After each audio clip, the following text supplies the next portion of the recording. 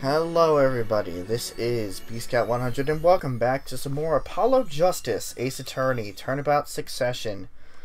In the previous episode, we had done some work in present day. We had met up with Spark Brushel to learn a little bit more about Susie's mother and some of the case 7 years ago. Then we went back to the Borscht Bowl Club to have our final conversation with Zach Gramery, learning that Apollo and Suzie are actually siblings, and that all the shippers can go fuck off. We also got Zach's quote-unquote confession, and we're going to bring that over to Valent at the Sunshine Coliseum. If you'd like to see, leave a like down below, comment if you have anything to say, subscribe to me if you haven't already, and share with your friends so they can join in on this investigation. Sunshine Coliseum is our next destination. Present day Sunshine Coliseum. Well, this is a blast from the distant past. Long time no see, Mr. Valent. 7 years has it been. Frankly, I didn't think I'd ever see you again. Actually, I came because there's something I wanted to ask you. I've spoken to the press. I've nothing more to say. I've spoken to a lot of people myself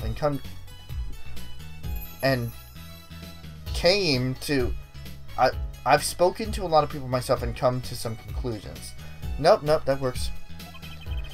But then I realized I needed to hear it from you.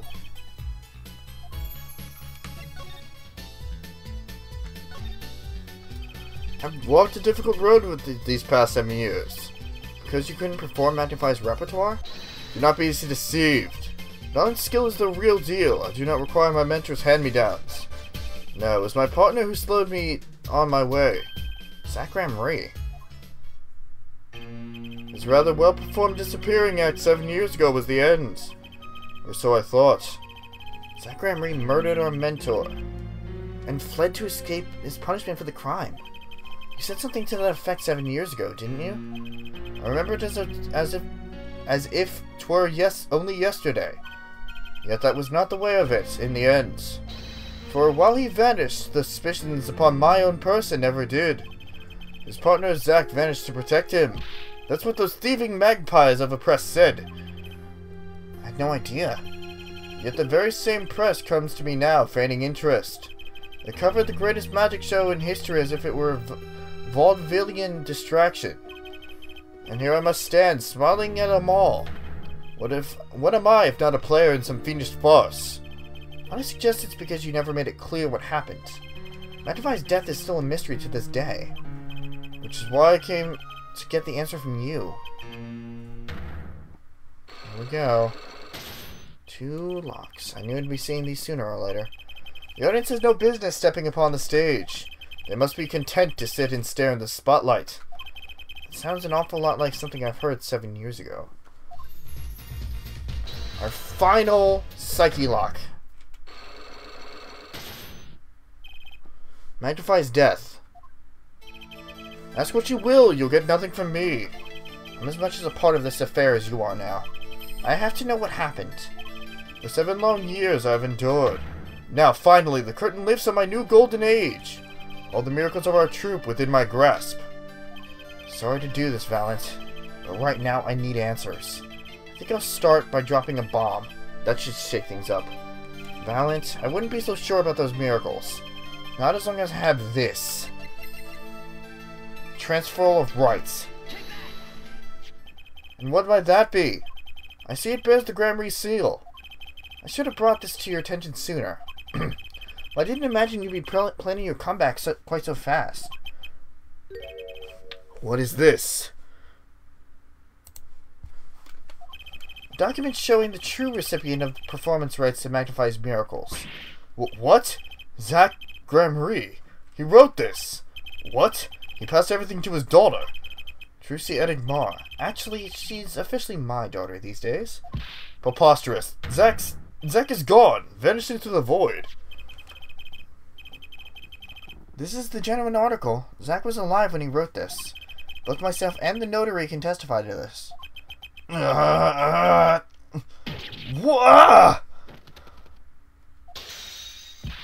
What does fate toy with me so? Why must my life be lived in thrall to the dead? You're not the only one with that problem. But he shot Magnify. Yes, it was Zack, it was. And then he left, and my career as a magician fell into darkness. Do you think there might be some way out of it? Say if you could prove Zack Graham shot Magnify? Was that why you testified? Yes, my way out. It should have been my way out. Well, it might not be too late, Mr. Valent. All you need is a way to prove your case. Who really killed Magnify Graham? Zack's confession. I believe I have the answer to your prayers right here. Zack Graham wrote one more thing before passing on. But this is a confession! In which she admits to the killing of Magnify Graham. See? All according to your plan. I am a magician by trade. Deception is my life's work. I fool the audience and give them a fleeting dream. Yet it seems the tables have turned. I am now the audience, believing in the deceptions I have wrought upon myself. Zack wrote this right in front of me. After I explained your situation to him. Alakazoma G!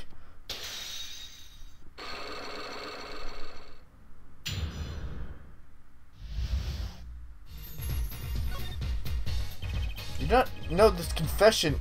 You do know that this confession is nothing but lies. Yes, in my opinion, Zack Graham killed no one.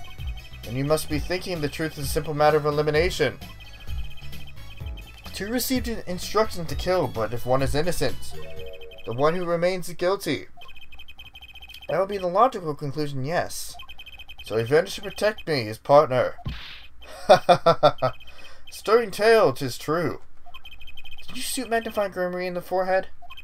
If I had, and I told you, what would you do? Run to the police, perchance? Do as you will. There is nothing left for me now. It is true, after all. I have little talent. I needed my mentor Magnify's repertoire. It was as if a little demon grabbed a hold of me. I knew it. So Valent Graham did kill the great Magnify.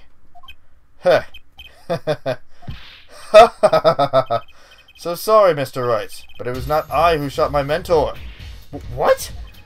But if it wasn't you, then who was it? There wasn't another disciple, was there? Another disciple, such as... I don't know. Knack and talent Graham, perhaps? Your wild fancies couldn't be further from the truth. Only Zack and Valent received those threatening letters. But there was another. One more person could have fired that pistol that night. I don't suppose you figured it out by now. If it wasn't Zack or Valent who shot Magnify, then it had to be the only other person at the scene, which means... Wait! You don't mean... Yes, the great Magnify Graham himself. So Magnify Graham committed suicide? You find it hard to believe. To be honest, I haven't even imagined it as a possibility. When I arrived that night, the old man was still alive. He appeared to be asleep. I could not shoot him. When I turned and made to leave the room, the old man called me out to me. So you spoke with Magnify Graham? Yes, and this is why I knew what he had done. Magnify transferred the rights of his repertoire to my partner Zack Graham, not me. I see. Then I guess I owe you an apology. I always thought you were the only one who did it. You owe me no apology. Huh? My crime was, in a way, more serious than that of murder. What? Your crime? Is Valent Graham confessing something to me? What could be more serious than murder? You see, I knew that 2 letters had been sent. There are no secrets between partners. It was easy to find out. That was when I understood Magnify's plan. He wanted to die by one of your hands. Little did I expect it had anything to do with the rights to his repertoire. That was when I heard it. The little demon whispering inside my heart. The demon? Let me confess, I had intended to shoot Magnify. And I had planned on framing my partner for the crime. What? That night, I prepared something before going to Magnify's hospital room. Which was? IV fluid, of course. I'd seen it on an earlier visit. If Zack did not shoot, I would do the deed. Then I would use the IV liquid to place the murder on his hands. That was my plan. But you didn't shoot him. I could not. The demon in my heart fled when the moment came. But then Magnify called me back. I'm sorry, Valence. I'm giving my magic to Zack, not you. You still like the draw he has. Please, help him if you can. I left the room, and then I stopped. The shock of what I had just been told consumed me. That is when I heard that fateful gunshot. Magnify Gramry killing himself. Then the demon awoke anew within me. Zack killed him. He was the one. Frame him, and the magic will be yours. I altered the scene of his suicide. I took the pistol from his hand, wiped the prints. Then I used the syringe to add the IV liquid I brought. So in the end, things happened pretty much as planned. Magnify died and you framed Zack for his murder. As planned, indeed. Of course, that outcome was somewhat different than I had anticipated. Well, what do you think? Do you believe my story? Can it be believed truly? That was 7 years ago. I don't know what to believe, but... Yes? I'm glad I heard it from you, Mr. Valent. Thank you. It is I who should be thanking you, Mr. Rice. Only when I had lost everything could I make my decision. You're going to turn yourself in? My partner may have vanished, but not so my guilt. And as my guilt stays, all else begins to leave me. My friends, my performance rights, my magic. I've had enough of vanishing acts. I understand. I thought my life was ruled by a dead man. But I find I was wrong. For Zack Gramry was alive. Well, not anymore. And now it occurred to me. What if he was not the only one who survived? What do you mean? You see, now that I think about it, I realize that we never saw proof of her demise. We never saw her body. Her? The mind races and the mouth flaps on. My apologies. Forget this matter. I can only hope that the day will come when I again meet my partner, Zack Gramry. Then I shall apologize for my terrible mistake. I'm glad we had this chance to talk. Thank you. Zack Gramry, Shady Smith, whichever name you prefer, he's no longer with us. The truth revealed in that trial was only a sliver, and the impenetrable darkness that remained has taken another life. I knew what I'd have to do to push back the darkness for good, and it would involve paying that man a visit.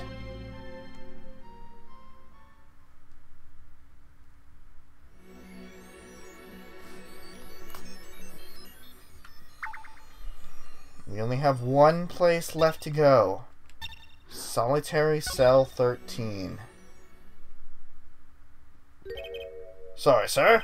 Prisoner Christoph Gavin is currently occupied. I see.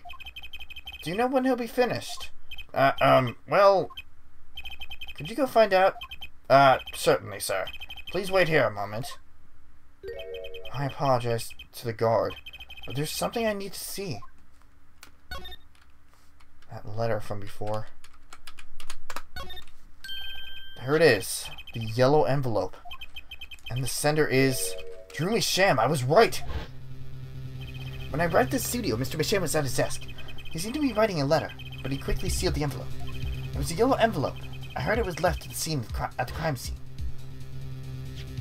If this is the last letter that Drew Misham wrote, then there's something I need to do. The last thing I need to do, in fact. Here goes! Let's see if this atrocanine spray finds anything. The stamp. It has to be the stamp.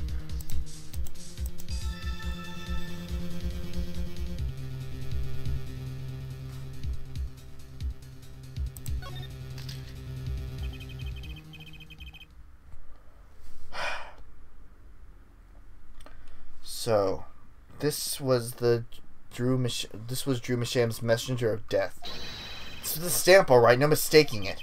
And his last letter was sent to Christoph Gavin. The interview request came like you said it would. And they're looking into the case. I swear on my life I won't tell them about you, so please release the spell you put on my daughter. I'll write later with a report. Drew Misham. Gotcha. Finally, decisive evidence! What's this? A burglar in jail. Gavin! I didn't know you moonlighted in larceny, right? Gavin, there's something I have to ask you. Can I steal your stuff? The answer is no. My apologies, but there's not much I care to discuss. Vera Misham hasn't received her verdict yet. You follow me, Gavin? There are no known survivors of atrocanine poisoning, but it never hurts to hope. Okay, I'll be leaving now then. Right, wait. Yeah, Gavin? Would you mind relieving that letter? It's private. Oh, sorry. Forgot I had it. Many thanks.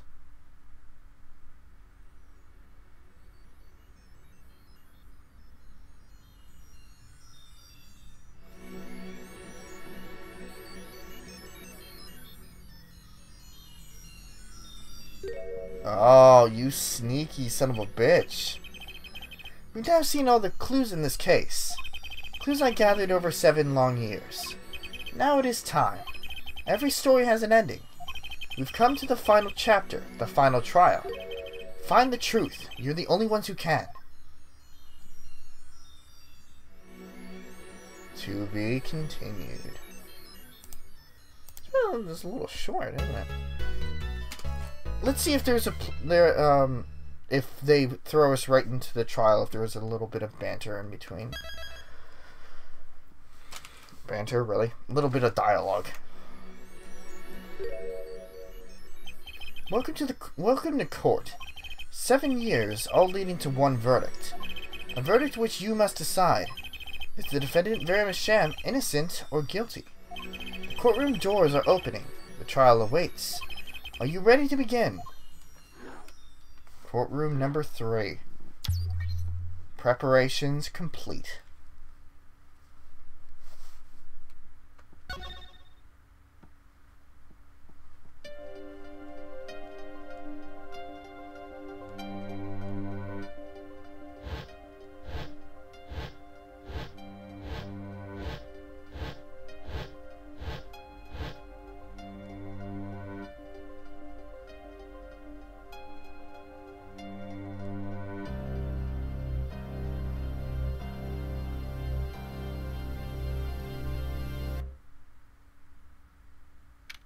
October 9th, 10 a.m., District Court, Courtroom number 3. Pause now, stop before the pile of Barrow McFarland. This is where we will end things off. Now, it's a little short. I know the episode's just a little bit shorter than normal. But we'll start this off next time. And we'll start with the flashback, too, because why the hell not? That being said, thank you guys for watching, and see you guys later.